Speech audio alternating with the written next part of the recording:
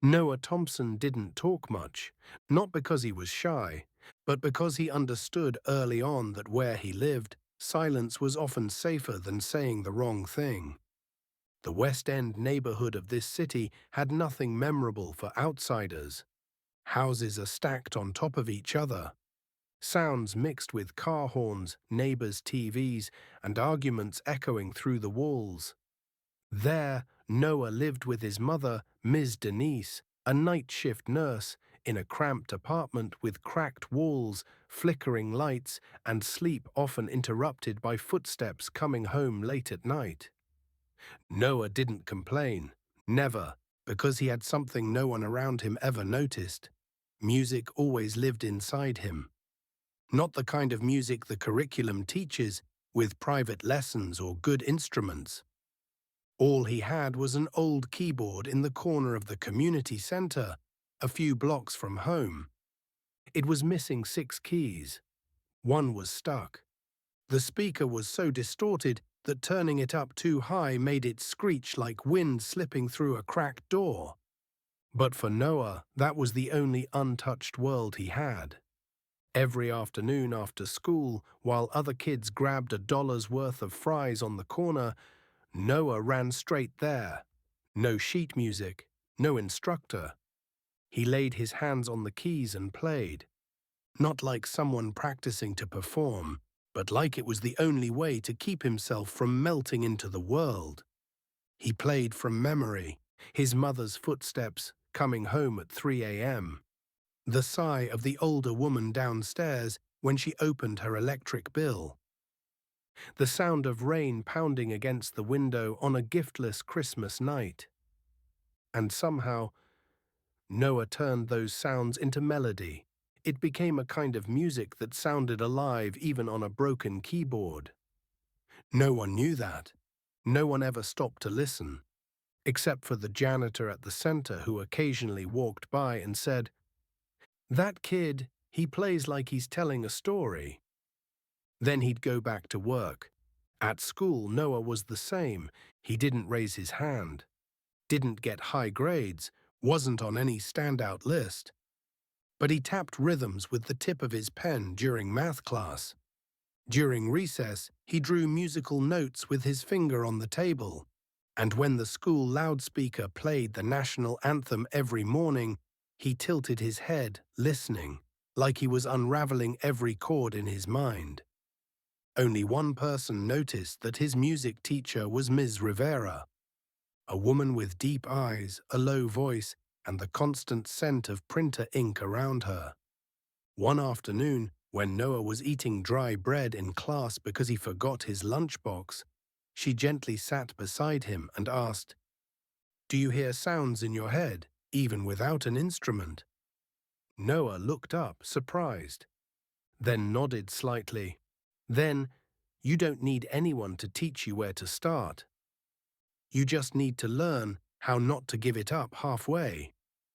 From that day on, Ms. Rivera paid more attention to him. She taught him how to keep his hands in the correct position, how to listen to a melody without needing to see the sheet music. How do you write down a sound that flashes through memory like lightning? Noah didn't learn fast. He learned deeply. However, in a place like Westwood Public School, where music was only taught 2 periods a week and the only piano had a broken leg, a child like Noah had no place to let his voice be heard. Until one day, an unexpected field trip took him out of the cramped neighborhood and closer to a piano that had never belonged to someone like him. The school notice was only 1 page long. The program's name is Art Exchange Bridging Communities with Riverside Academy. It sounded nice, but in the West End, everyone knew what programs like that meant. One day for poor kids to see where rich kids study, then return to where they came from. Noah didn't say anything when he handed the paper to his mom. Ms. Denise glanced at it and exhaled. "You can go, but remember, don't touch anything that's not yours. Don't talk back, and whatever you do, don't give them a reason to say your name." He nodded. Not because he was afraid, but because he knew all it took was one wrong look, one careless move, and they'd blame him for a whole past he never lived. Friday morning, the sky was overcast. Noah wore the white shirt his mum had ironed the night before. The collar was slightly yellowed, the sleeves too long, and the shirt was rolled up neatly with rubber bands. His frayed strap backpack was slung across his back.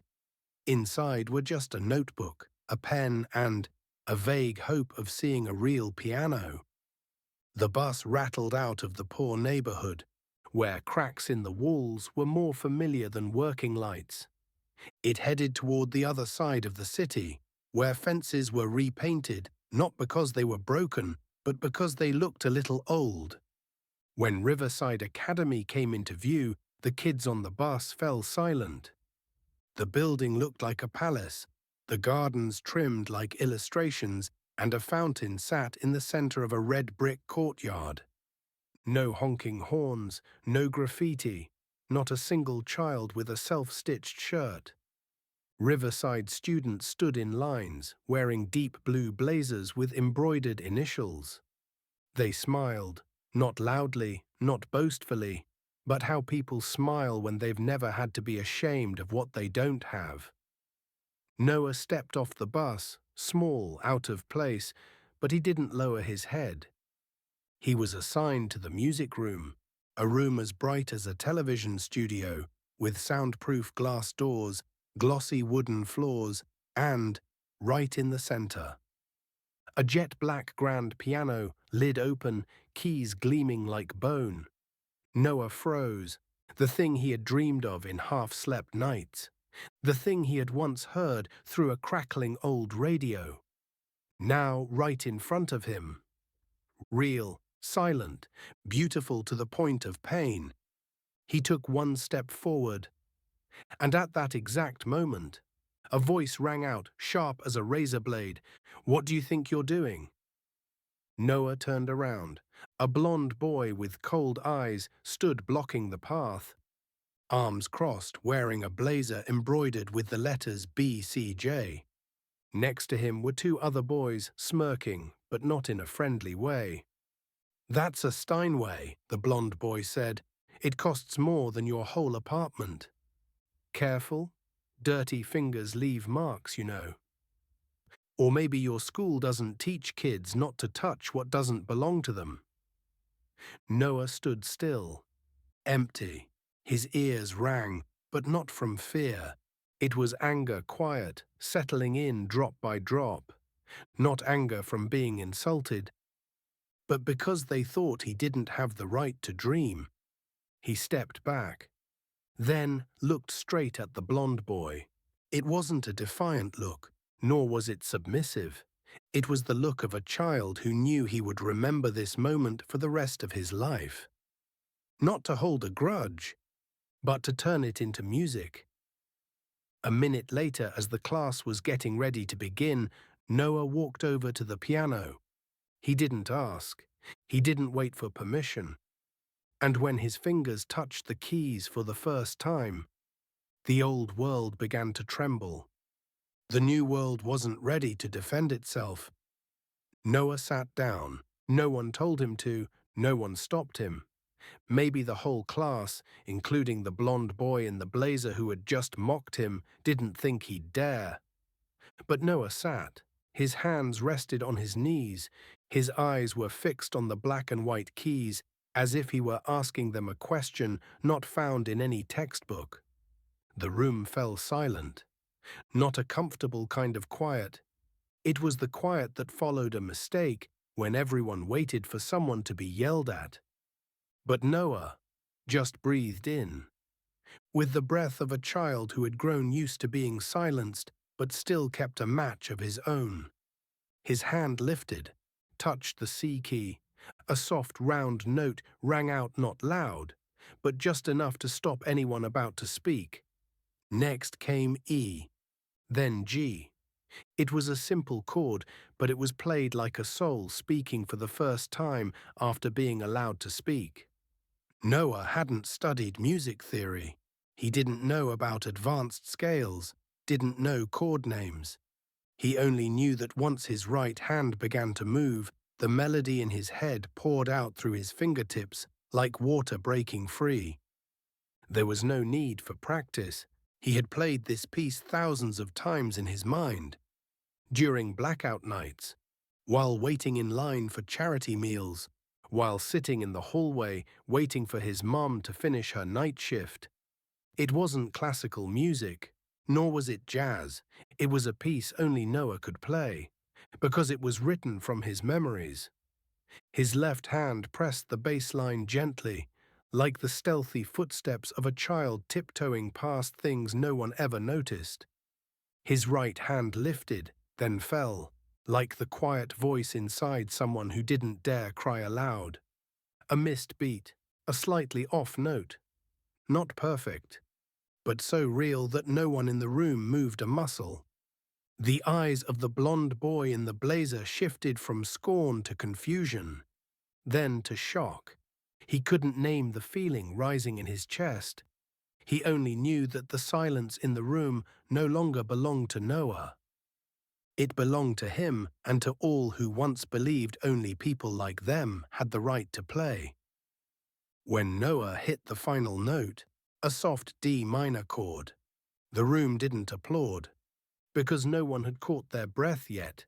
Then, a whoa echoed from the corner, a chair scraped softly. Then hands clapped against palms, scattered, but it didn't stop. Noah stood up. He didn't bow. He didn't look at anyone. He pushed the bench back into place and walked toward the door. He didn't need to stay to hear what people would say, because the most important thing he had already said. Through the piano, and music never lies, the boy who had just stepped away from the Steinway walked into the hallway with a strange feeling. Not exactly relief, not regret either, just he wasn't afraid anymore. Noah leaned against the cold stone wall, his hands still trembling slightly with the echo of his fingertips. He didn't know what had just happened. I wasn't sure if it had been right or wrong. He only knew one thing. For the first time, the music inside him had come out fully, and it had been heard. From the far end of the hallway, the sound of high heels echoed, steady and brisk, then suddenly stopped. A tall woman, wearing a grey blazer and holding a clipboard, walked toward Noah. Her eyes were sharp and bright, but not cold, as if she had just found something she had been looking for many years. "You're the one who just played, right?" Noah didn't get a chance to answer before the woman continued. "I was 3 rooms away and still heard that key change. No student here plays like that. Was that your piece?" He gave a slight nod. "What's your name?" "Noah. Last name?" "Noah Thompson." The woman wrote the name on her clipboard, then closed it without another question. "We'll talk later. For now, go back to your class." Noah nodded and started walking, but another voice sounded low, soft and familiar before he could leave. "You did it." He turned and saw Ms. Rivera. She stood at the end of the hallway, hand over her mouth, eyes glistening, not from mere emotion, but as if something sacred had just happened. No one needs an introduction when they speak the real language. You did something no one can teach. Students' footsteps echoed right then, and several teachers approached the hallway. They whispered, murmured. Some glanced over at Noah. Was that the kid who just played? I thought he was just here for the outreach program. I didn't think he even studied music.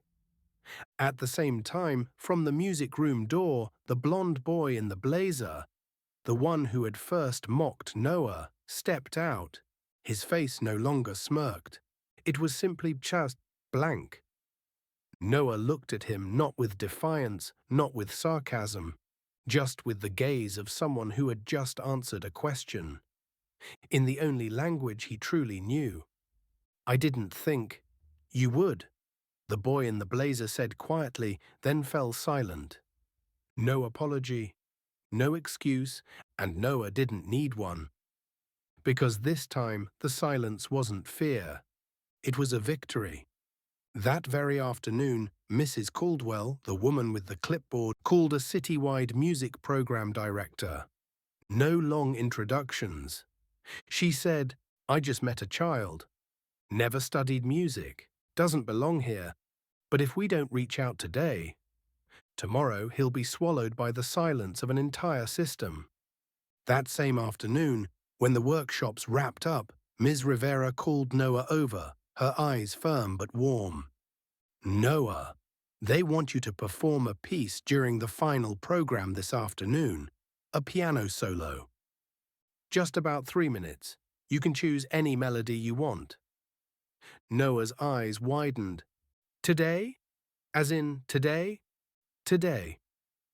I don't know anything about performing." He swallowed hard. His heart pounded like someone was beating a drum inside his chest. Not because he was afraid of playing wrong, but because for the first time no one was telling him to stop. They wanted him to play. Ms. Rivera placed her hand on his shoulder, leaned down and whispered, "They're waiting to judge. But you don't have to prove anything to them. You needn't stay silent anymore." 4:30 p.m.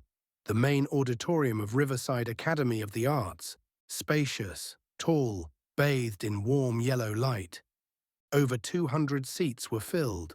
Students, parents, and instructors are all waiting for the closing ceremony, during which each standout participant in the exchange program will perform a short artistic piece.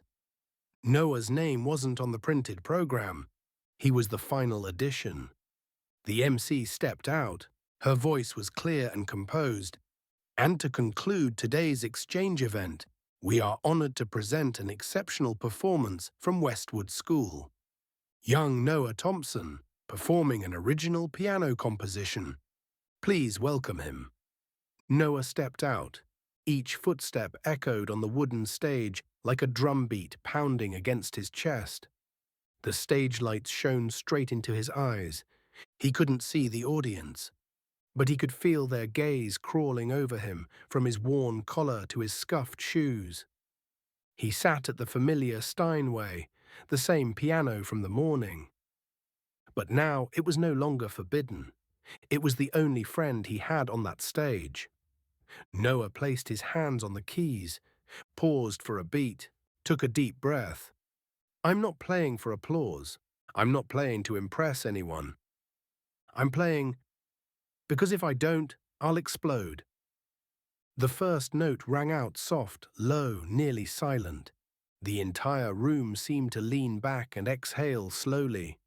Not to appreciate, but to avoid dropping something fragile that was slowly taking shape. The melody began to flow, not grand, not elaborate, but it carried the story of a child who had to stitch dreams with bare hands. Each time the left hand struck a chord, it was the sound of footsteps through empty streets. Each time the right hand rose, it was a mother's voice, carefully folding an old shirt. There were wrong notes. Some moments wavered, but no one noticed flaws. They only felt the truth. In the third row, Ms. Caldwell, the school's arts program director, set her pen down and closed her eyes. No more analysis, no more records, only listening. Preston, the boy in the yellow blazer, sat upright in the back row. No sarcasm, no smirk, only wonder. Because for the first time in his life he had to ask himself, why, with everything I have I never played music like that?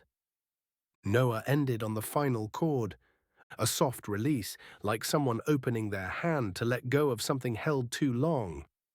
The entire hall fell silent. 1 second, 2, 3. Then the applause erupted, not polite, not performative. But it was the kind of applause given by people who had just heard something they'd never been taught to value. And yet they couldn't help but bow their heads before it today. Noah bowed. He didn't smile. He just lifted his face slightly, like a quiet way of saying, I don't need to be invited. The music inside me never needed a ticket. 2 days after the performance at Riverside Academy, Noah sat quietly on his home sofa, a couch with torn armrests and exposed crumbling foam. In front of him was a white envelope bordered in navy blue with the Riverside School of the Arts logo printed boldly in the top left corner. Recipient, Noah Thompson, typed cleanly, neatly, and more formally than anything he'd ever seen with his name on it. His mother, Ms. Denise, didn't open the letter. She stood leaning against the refrigerator, eyes on Noah, as if waiting for an answer she was both afraid of and hoping for. What did they say? She asked, her voice hoarse like someone just off a long shift. It's an invitation. To a summer program. For exceptional students, Noah replied quietly. Full scholarship, housing included, private instructors. All I have to do is say yes. Ms. Denise stepped forward and sat down beside him.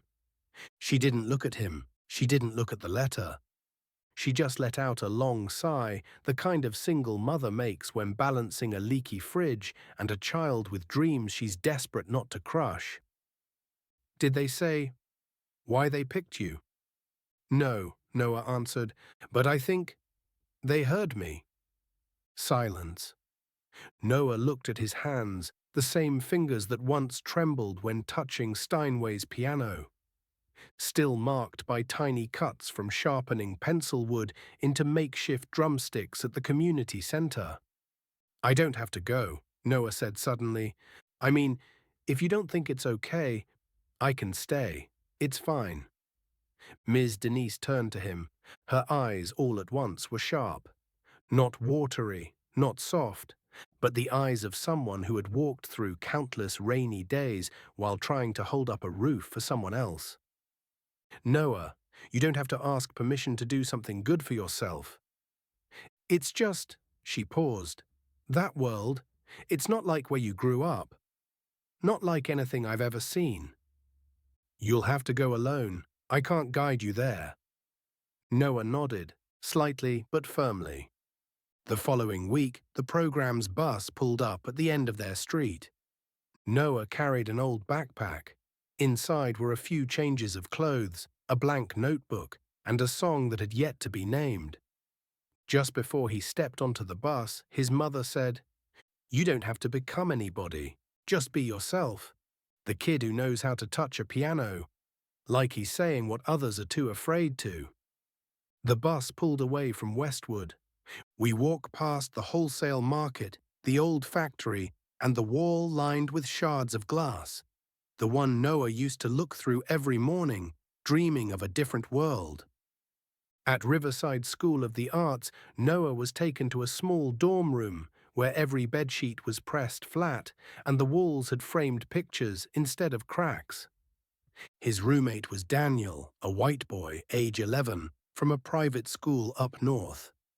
At first, they didn't say much, but that evening, when Noah sat at the piano in the corner of the standard room and played something as light as wind through a window, Daniel quietly pulled up a chair beside him. Where did you learn that? Daniel asked after Noah finished. Nowhere, Noah replied. I just hear it in my head. Daniel nodded. He didn't say anything more, but the next day he brought a violin with him.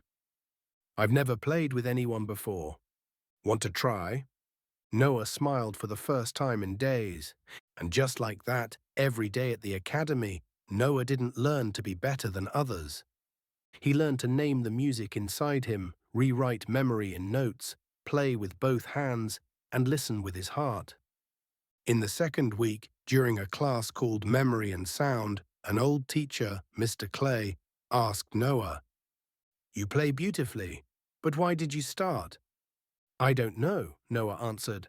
I just needed to hear something real and couldn't find it in what grown-ups were saying. Mr. Clay smiled softly. And now?